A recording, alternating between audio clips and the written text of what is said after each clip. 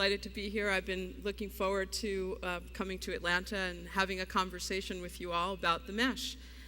So I know I'm pretty short. Is it better if I stand here?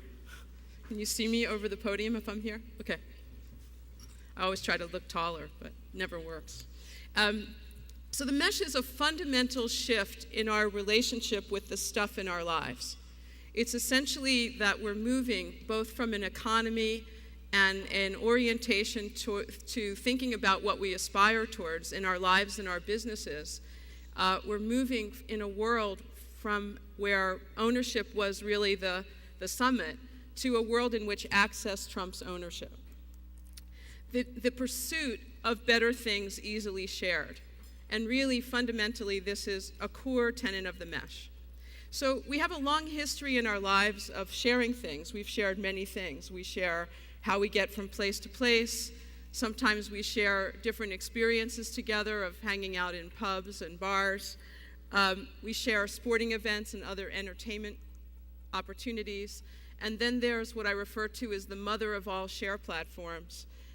Basically, things are finite and they start and end here.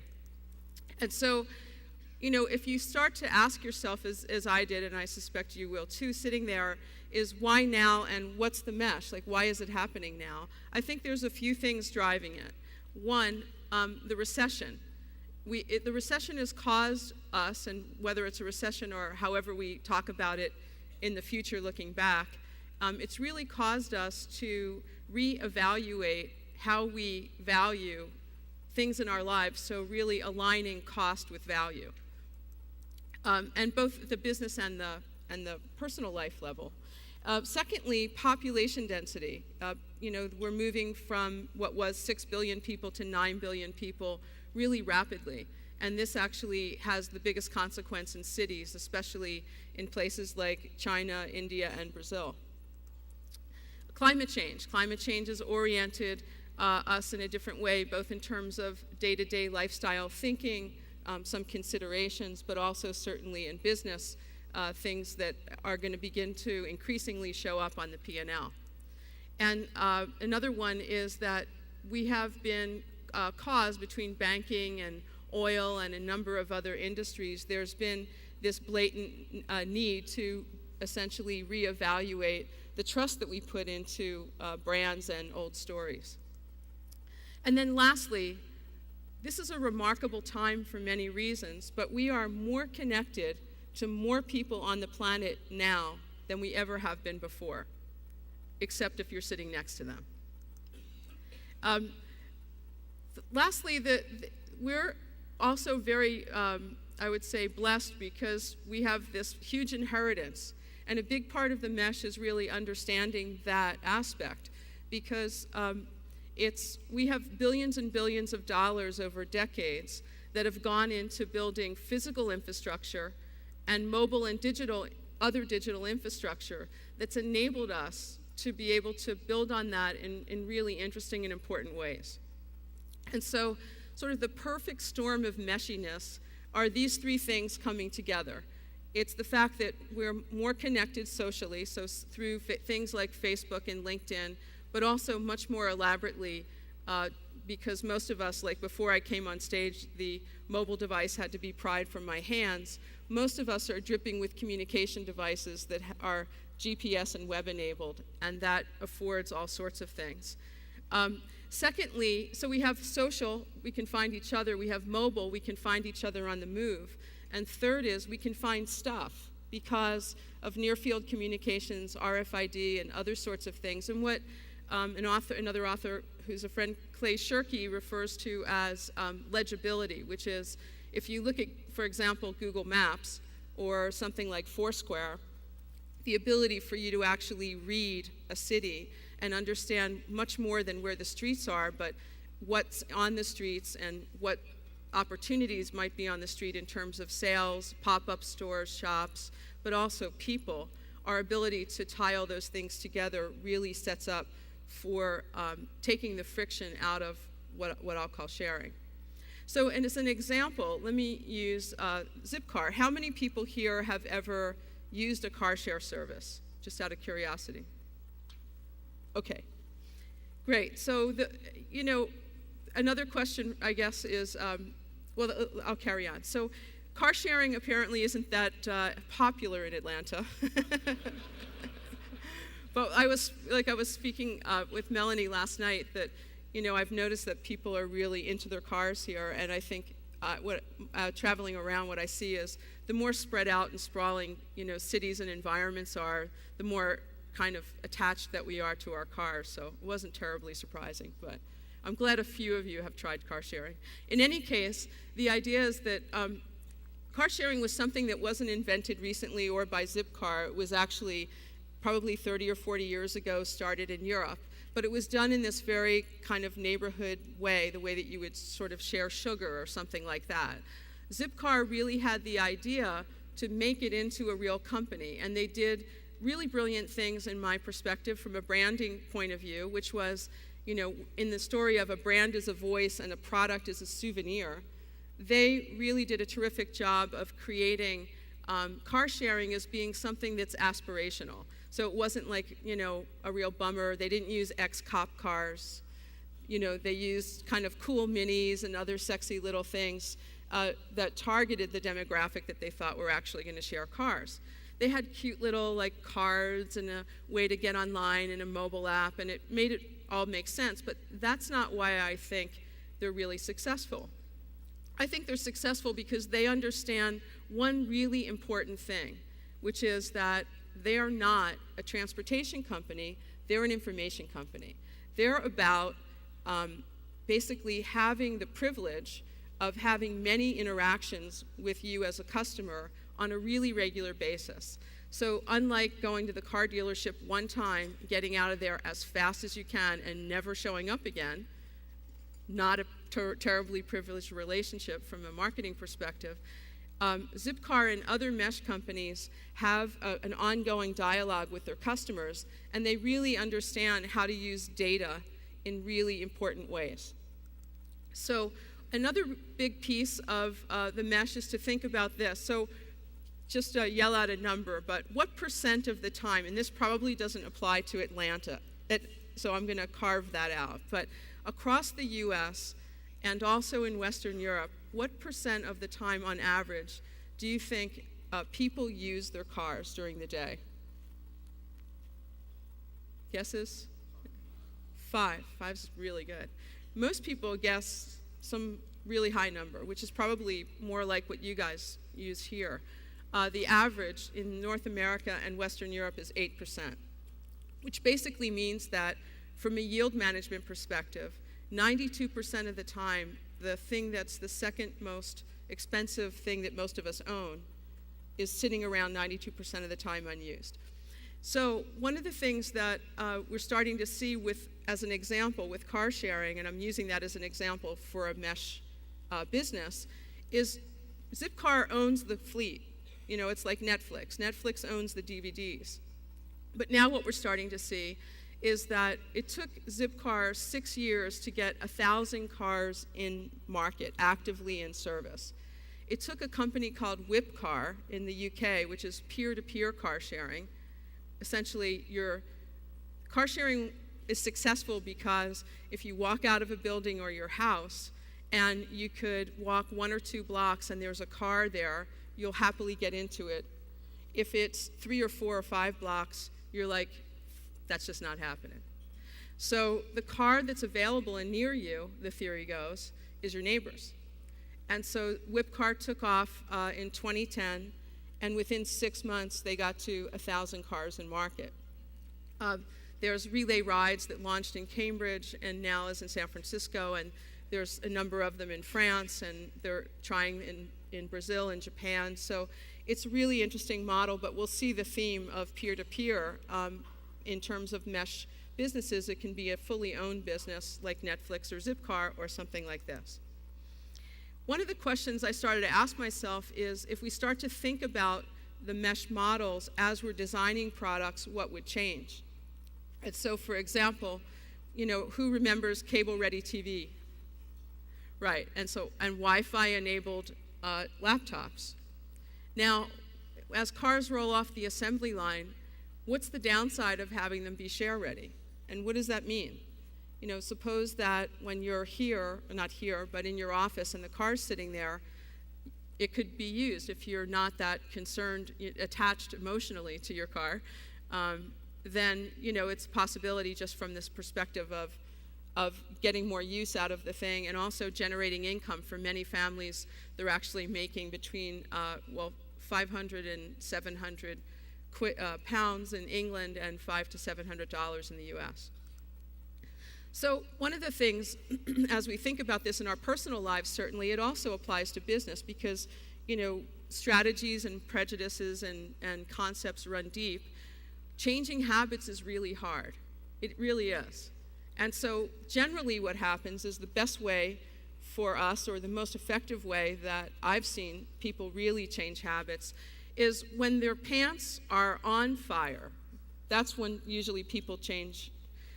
It's when something really causes them to change, when they're provoked, when we're really having to look at our businesses in new and important ways. And so in order to make the mesh make sense, we fundamentally have to ask, how do we make sharing irresistible? We have experiences in our lives of when sharing was, in fact, irresistible. But how do you scale those and make them consistent? The other part is that because we're so connected, and for businesses, for example, brands are so basically, there's a palpability of brands through social media and social networks. How you know how people feel about your company isn't what's said in the conference room in the marketing department about how brands should be positioned. It's actually what's happening really in the street. And so it's easy, when you delight someone with an experience and you create the double rainbow sensation, it's easy for that idea to spread fairly rapidly. But it's also true the other side, that if somebody has a not so great experience, that also can move around fairly rapidly. So there's a new challenge for us also as we have more interactions with customers in mesh models. There's the necessity to really keep a pulse on the relationship and how people feel about their experience. And so to that point, basically we have brands are not what you say your company is. Brands are what your customer says to their friend.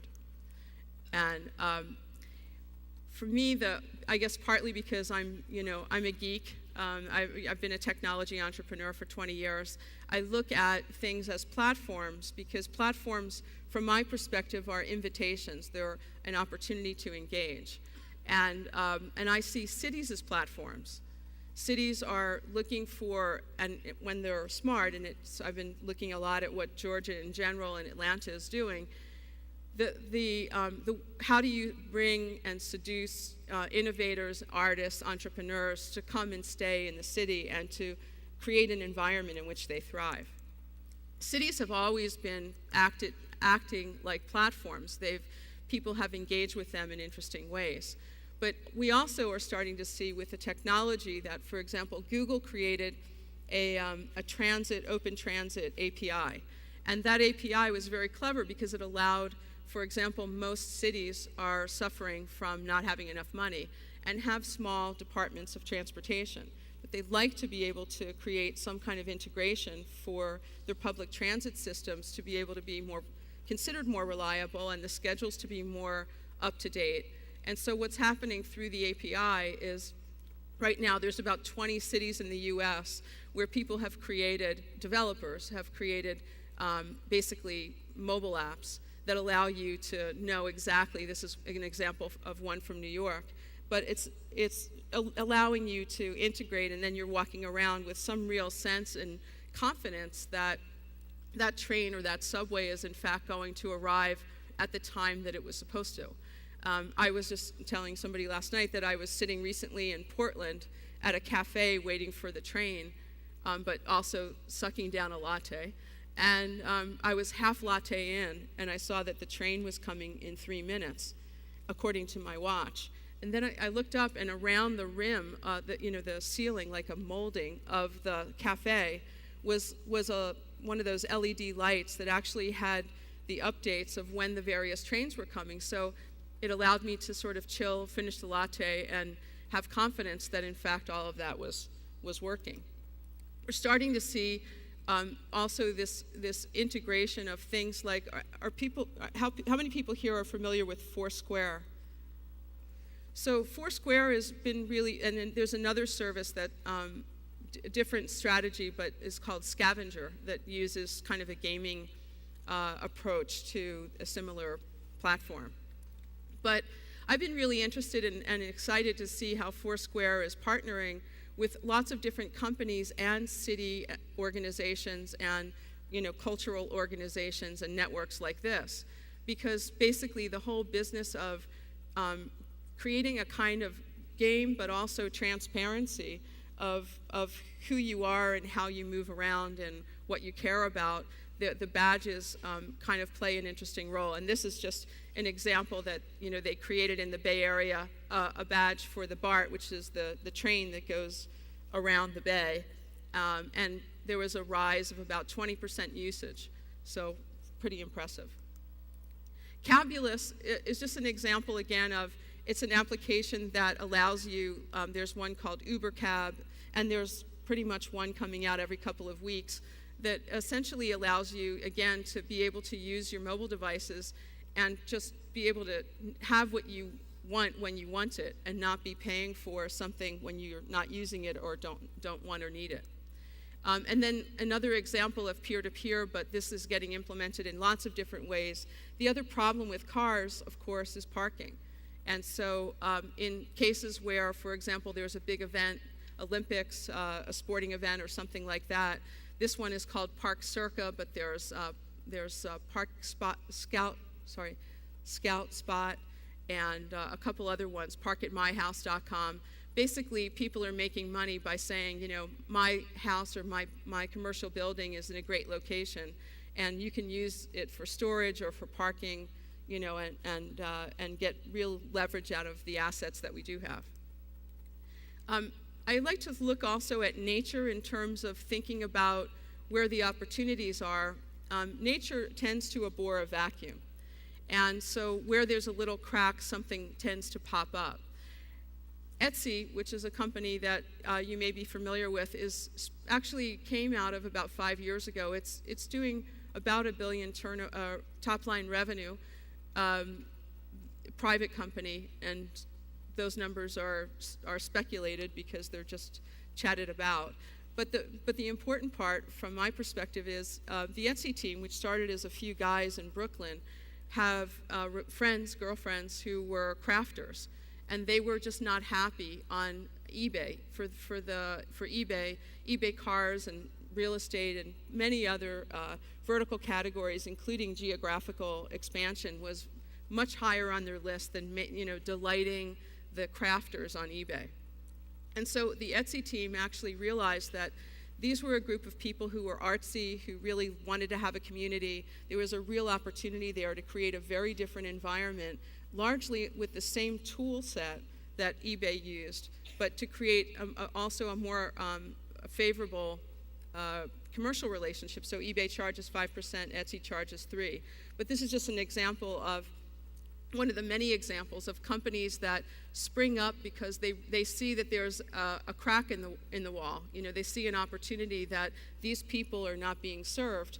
And with the mesh and with the tools that we currently have, there's just a real opportunity to use data as our friend and to understand, exactly how to wow people, to have them share with their friends and have that effect be a positive one. The cost per acquisition of customer, which is one of the largest expenses that most of us have in business, goes way down. Like one of the companies that I started was called OPhoto. It was a photography company that we sold to Kodak. It's called the Kodak Gallery now. And I was realizing that we raised $60 million to do OPhoto in 1999. When I was writing the book, I was starting to think about, and I actually pulled the papers, I think we would probably need about $3 to $4 million to do OPhoto today to get to the same place. And the reason is that we have far more tools and technology platform. We have a distributed world in which we can participate, so the cost of entry is completely changed. And that's true for talent also. So, one of the things that it's really disrupted, for example, is venture capital and the need for, at least when companies are young and going through the early stages, it's really changed what's required. It's kind of rocked the world of many people in Menlo Park, but that's a different story. Another opportunity with the mesh is that we realized we already, as a global community, we have a lot of stuff. We're just not using it. There's about a 27% vacancy rate across the United States right now, or the last figure that I had, for commercial space. And so we're starting to see things like, have any of you gone to or heard of pop-up shops or galleries or restaurants? So the phenomenon is essentially that let's say you have a building in a part of town that's just not happening. The building is empty in retail space. You're having a hard time getting somebody in for the old style of 3 to 5 year or 10-year leases. So what's happening is companies that could be quite large companies. So this is an example of something called the Plane Shop. It's in Glasgow Airport. It launched about 4 or 5 months ago, and basically what they do, it's a permanent location, but what they do is every month they change the brand that they support. So one month they'll have Louis Vuitton, the next month they'll do Adidas, the next month they might do, whomever, Jimmy Choo. And so what happens is what you create, many years ago, Alan Kay said, information is plentiful, trust and attention is scarce. And what happens with a pop-up shop is that you create this notion of perishability.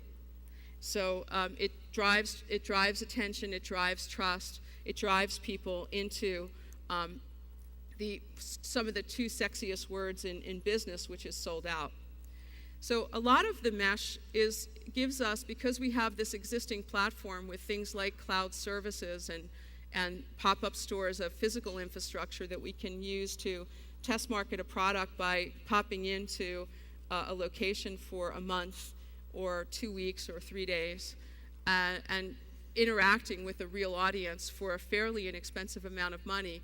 It allows us really efficiently to do what I refer to as the music of any business: define, refine, and scale. And the define and refine part has gotten much cheaper. The scaling part, I'm not sure.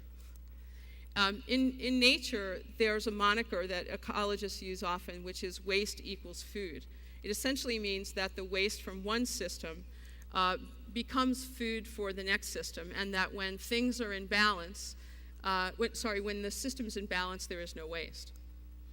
And so we also are seeing things like this. This is an example, Atlanta Buzz, but these are all over the world, really, in cities all over the world. Popping up, whether they're mobile apps or websites or both, and then being leveraged through things like Groupon and Living Social and those sorts of services. We're seeing ways that people are managing perishability and driving for more effective usage and sell-through to local customers. And at the same time, the customers are thrilled and the businesses are thrilled. And so there's a number of platforms from a mobile perspective that are using these kinds of tools. People are testing all sorts of things, but Groupon is the big example in the room. There are many others. And in case I forget to mention, the website for the mesh is Meshing It, like Meshing Italy, meshing.it. And there's a directory there of it's about 3,600 companies in 30 different categories who are doing different sorts of models. And so if you want to check it out, you can. But I just picked one to give you a local example. So the business of transforming data and creating value from what used to be waste happens in all sorts of ways. This is an example of a company that was launched in Cambridge and moved to San Francisco because the VCs asked them to. But it's called ThreadUp, and essentially it's because most of us live with these really cute short people that when they're young, they're real expensive. They do like an entire wardrobe change every 6 to 8 months. And so people informally figure out ways to share wardrobe. This is kind of this is Netflix meets kids' clothes. And it's a really interesting business. The other part of the mesh is about understanding we've all been trained in the forward value chain, how to take something and add value to it, take raw materials and add value to it and create, basically a profit margin. The other part of this is loving the reverse, which is welcoming the product back at the end. And so for all sorts of reasons, waste is showing up increasingly. It's expensive to manage. It's showing increasingly up on P&Ls. There's opportunities in which we can convert that waste into something that has huge value for the company. So this is an example of a relationship that was created between Coca-Cola and Emeco. Emeco is a furniture company. And this is called the Navy 111 chair. And it's called that because the chair is made out of 111 used plastic bottles. And Coca-Cola isn't hiding this. They're telling everyone. They're taking ads out. They have the CokeEmeco.com website. They're doing all sorts of interviews and things. It's been distributed internationally. And this is just one example of many that you'll see. Most companies that I've been talking to, Steelcase, Ford, they're big companies and little ones, are really focused on looking at how do they expand the ecosystem to convert waste into value. And by the way, this is not only a profit positive hit, but it's a really positive marketing brand equity hit for certainly for Coke. Emeco loves it obviously as well. One of the other things I think that when I think about waste and how we waste or how I have wasted in business and look back on my own stuff, outside of my garage, which is a whole other conversation, I basically have realized that we don't typically share our failures, that we don't share our successes with complete candor either usually, but certainly the failures where there's a huge opportunity for learning and this is inside of companies as well as across industries. So, you could understand why you might not share too much with competitors, but even inside of the same company, there's just tends not to be, for all sorts of same reasons, not a lot of sharing about what worked and didn't work in ways that could keep us from wasting a whole lot. And so this is an example of a bike sharing service that was launched in, actually I was corrected in my last talk. The gentleman who runs the service, runs a big part of the city services for Lyon, France, came up to me at the end of my last talk and told me that this actually was started in Lyon in 2005. It's called Le Vélib, and it was a bike sharing service that you basically use a card, pull it out of the station and ride away. Then you bring it back to whatever other station. And they've changed the rules and how the system charges and all that over time. But they tested it in Lyon, and then they moved it to France in 2007. And it was a really bold move because it was highly publicized. It was done in a really clever way, public-private partnership with an advertising agency. So the advertising agency had the right to do certain things in terms of ads for their clients on the bikes, but they actually paid for the service, so the city of Paris didn't have to. And it was a money-making proposition. But, weird and bad things happen, like bikes magically ended up in the Seine. The other thing that I thought was extremely, marginally funny, and certainly I understand fully, because for those of us that have been at bistros in Paris in the evening and had a couple glasses of wine, if you do a topographic map of Paris, it's not flat. There's hills. So basically what happened was, if the hill was here and the bistro was somewhere on the downside of the hill, the bikes were dumped and people just took whatever transit, because they were like, after a couple glasses of wine and a dinner, there's no way I'm going up the hill. So, my point of bringing this up is nobody has had to, because their experiment was so public, and then they actually took advantage of that and talked with a whole community of people about what worked and didn't work. No one in the world has had to repeat version 1.0 of bike sharing. which is a huge savings for many of us and a huge benefit.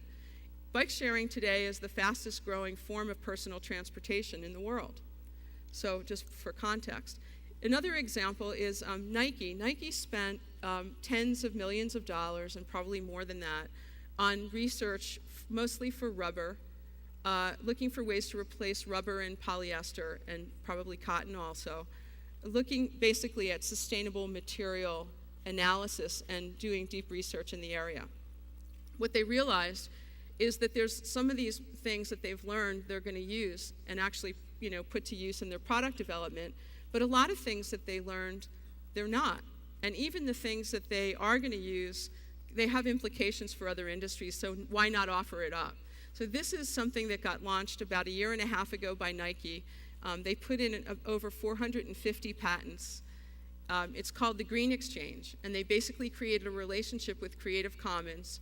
And there's the ability, it's an open source, well, it's open source like, in that if you are a university and you want to use the patents, there's one relationship. If you want to have a commercial product from some of the patents, there's a different relationship. And they have partners like IDEO and Best Buy, and anybody else in the room that wants to participate with them, they're, I'm sure, would welcome. But it's a really interesting experiment because like I was at Kodak for years. I sold to Kodak and ran digital photography for 4 years. And we went shopping in Kodak's R&D department on a regular basis because they had so much, beyond patents and patents too, there was so much there that could be used and implemented and offered up to customers in a really sensible way. And I think many companies, as I go around and speak to people, have so much that they're actually not using, thought would be important and isn't, or left over from an acquisition or something. And so the Green Exchange is a really interesting platform. The Kauffman Foundation has also created a similar one that's, I think, called startup.org. So with respect to the mesh, I just want to say that I think that we are at the very beginning, that we're doing a kind of a reset on the way that we think about the economy and business, that what it actually costs to start a business, to have and to keep a customer. If we understand the tools that are available and the opportunity for partnerships in new ways, I think that, and as well also perhaps, depending on what business you're in, rethink the sorts of products that you craft. I really think that we're in the very beginning of a very huge trend, and it's probably beyond a trend because it's starting to impact a lot of many industries and public-private relationships as well. So I just want to say, and I welcome all of you on the ride, and thank you very much. It's a pleasure to speak with you. Time? Microphones have been placed at 2 convenient locations. Please go to the microphone closest to you to pose questions or comments. Thank you. Thank you, Frank. I was actually going to say that myself. We have some time for Q&A, and there's a microphone here, and I believe there's also one right here. So I want to give Lisa a couple moments to take some questions. So I think I have someone here. I'm sorry, I'm in the bright lights, I can't see you.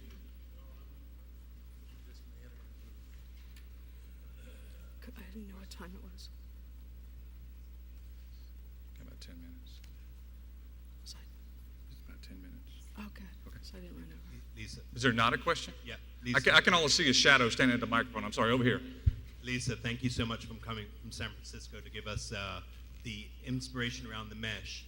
If we're a business and we want to expand the business and establish a mesh, what kind of technologies and the leading technology platforms should we be using and looking at? Right. Thank you for the question. I appreciate that. I think that there's a couple of really easy things, depending on what sort of business you might be. One is to certainly begin to understand the impact of social networks and how people are speaking about your brand, your your business, your partners, your industry. Secondly, I think is just mobile in general. Mobile's a game changer for most industries, and the ability for people to basically change their mind or undo a relationship. I mean, I'm not talking about a strategic partnership in business from a B2B side, but from a customer perspective, the temporality and the convenience of being able to walk down the street and decide, you know what, that other restaurant that you had reservations at is a few blocks too far and now it's raining. There's one that's a block away and you quickly change. Or you got out of the meeting sooner and you pull up your kayak app and you change your reservation. So I think that understanding really how to approach two things. One, your existing customer base, and two, what the mesh is really good for is basically testing new offers. So, asking yourself, how could you, if you sell something now, could you actually make that offer in a sort of more iterative and sharing way? And secondly, could you partner with someone so that partnership in sharing the data that they have about a particular customer base and you might have about the same customer base, can you increase each other's peripheral vision without increasing competition in an uninvited way? Those are sort of the two initial things that I would say.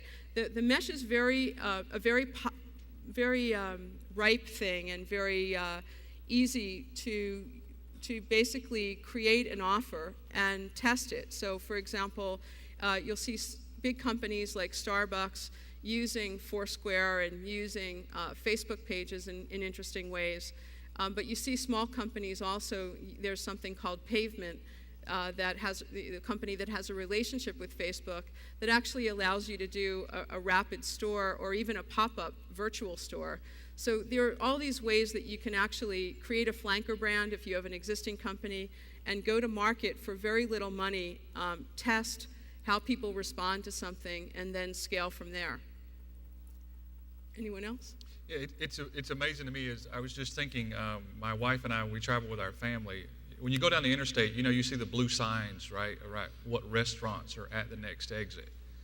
And I don't know about you all, but my wife, when we go into a restaurant, the first thing she looks at is that she's looking for that score, the health score, especially with everybody concerned about, cleanliness nowadays. So what we found was we were traveling one time, and just by accident, she pulls out her phone and says, okay, GPS knows where she's at. It pulls up what restaurants are at the next few exits, and she actually found an app that actually had those scores. So it's interesting to me that a lot of these things are happening, and we're just absorbing them as they're happening. We're not even really knowing that they're happening. Yeah. And a lot of these things are trial and error as well. Yes, absolutely. And so you're seeing things, whether it's Ford or an auto company or an EV company that, for example, that's called Better Place, that's trying to do battery switch stations. All of the people in the value chain, all the companies in the value chain want to be the ones who are trying to figure out, like, when you come and do a battery change for your EV, or when you pull away from the gas station, they can direct you with, here's the best route to take, here's the cool places, here's special coupons because you're something or other member of our, to go to this or that place. And so that's sort of standard marketing, and I think that we're talking about a platform that allows us to do, in many cases, what we were doing before in different ways. But I also think that it's really important to realize that this is highly disruptive, and that you're going to see new brands come out of nowhere. That you saw, Bill Ford, who's the great-grandson of Henry Ford, stand in front of a room full of people and be put on TED TV saying basically that they're not a car company anymore, they're into mobility, because he realizes that, cars worldwide aren't the solution because we have global gridlock and there's an 11-hour, traffic jam in Shanghai. The mobility that Henry Ford saw coming from cars isn't really going to happen in the next 10 or 20 years ongoingly. And so they're really asking themselves a lot of different questions about how they play. And I think, this is an important moment. We've seen these before. I mean, I've seen these before. I'm sure many of you in the room have. But I really think that the fundamental orientation of how we think about making money and owning customers, value chain, and different sorts of assets needs to be reexamined. I know when I land at the airport and I live up in Alpharetta, when I'm on my way home, the car service, the first thing I do when I get in the car is pull up the map app, and I show it to him, and I say, okay, see that red? We don't want to go there. We want to go around that. So we have another question? Yes, thank you. Good morning. Can you tell me what kinds of things a community can do to take advantage of the trends you're talking about? Sure. Community, like the group of people themselves, or community code for a city? Well, I work in economic development in Gwinnett County, one of the Atlanta metro counties, and we're always looking for ways to help local businesses and attract new businesses. So what can we do to take advantage of this? I live in a small town in Northern California that is, that you'll know, but the town, I live in Napa, but the town of Napa is like this, it's a small little town in the valley. And the town really, like the downtown, which is quite small, like 5 or 6 streets, has, I don't know how much occupancy, but I'm guessing that about at one point 80% vacancy was in downtown Napa. And what happened was the community of people who own commercial buildings got together, and by full disclosure, I'm on the planning committee as well, so we were trying to figure out how to make a cocktail of lots of characters to make something happen. And what happened was we brought in, there's a big art community and a music community and an entrepreneurial community, obviously winemakers and chefs. And so what we decided, and the people who own the commercial buildings, and what happened was there's a combination. So one of the big things that happens around economic development is it could be a spiral downward if you don't put a floor soon, right? And so what we were trying to do is put a floor, thinking that as more, because if you can create vitality in the city or the town or the industry, it starts to shift the mood and starts to actually shift the momentum. So we created a way in which, and then I didn't have that much to do with it after that, but it seems to be working quite well. They created pop-up stores and pop-up galleries. So people come in for, a chef could say, I'm trying out a whole new line. He makes a promotion on Facebook. He makes a promotion on, locally in the newspaper or whatever. And then he's there for 2 or 3 days, getting feedback from people, trying stuff. Same with wine, same with, art. People have done that as well. In cases where there wasn't sort of the commercial integration, what happened was the storefronts and the physical building, but mostly on the ground retail level, were offered up as gallery space. And so people came, if they were businesses or artists or photographers, whatever they were, they actually were allowed to take for several months a particular storefront. And it's really interesting because what happened was now when people walk down the street, even though there's not a actual viable paying commercial entity in that particular store, the energy and the attitude and actually the foot traffic has changed. So when I was last home and I asked, I heard that now, it's been going up at about 23% in the downtown space in terms of occupancy rate, on those 2 streets where they're trying this. That's one thing. The other thing is what you're doing here. I mean, I've been incredibly impressed by all of you, the volume of people for sure, because the queue trying to get, and I'm like the shortest one in the room, so the queue trying to get the tea in the morning was quite impressive.